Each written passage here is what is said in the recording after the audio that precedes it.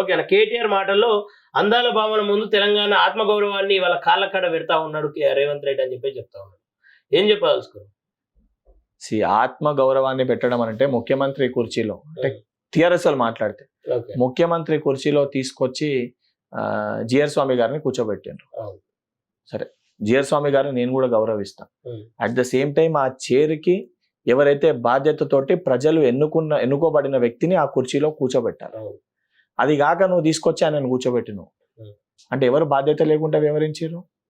ఈ రోజు నువ్వు అందాల భామలకు సంబంధించి అది ఒకటి ఈవెంట్ ఆర్గనైజర్స్ కి ఇచ్చిన ఒక ఈవెంట్. అది వాళ్ళు వాళ్ళ ప్రొసీజర్లు ఏదైతే సిస్టమ్ ఉందో వాళ్ళ రకంగా పనిచేసిండ్రు.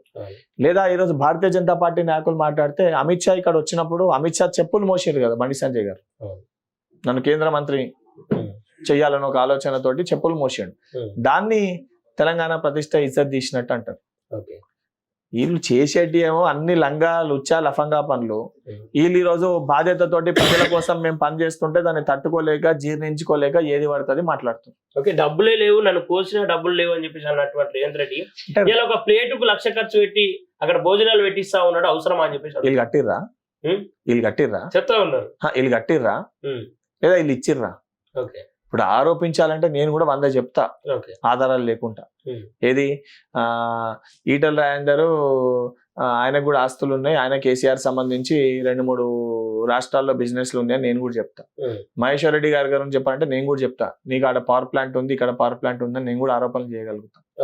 ఇప్పుడు మాట్లాడాలంటే కిషన్ రెడ్డి గారు అక్బరుద్దీన్ ఓవైసీ గారు బిజినెస్ పార్ట్నర్స్ అని చెప్తా.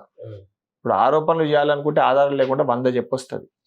ఇప్పుడు తెలంగాణ రాష్ట్రానికి సంబంధించిన ఇక్కడ ఉన్న మాన్యుమెంట్స్ మన సంస్కృతి సాంప్రదాయాల్ని ప్రపంచవ్యాప్తంగా ఈ ఈవెంట్ వలన ప్రపంచవ్యాప్తంగా అందరికీ తెలిస్తే రేపు పొద్దున టూరిజం పెరుగుతుంది.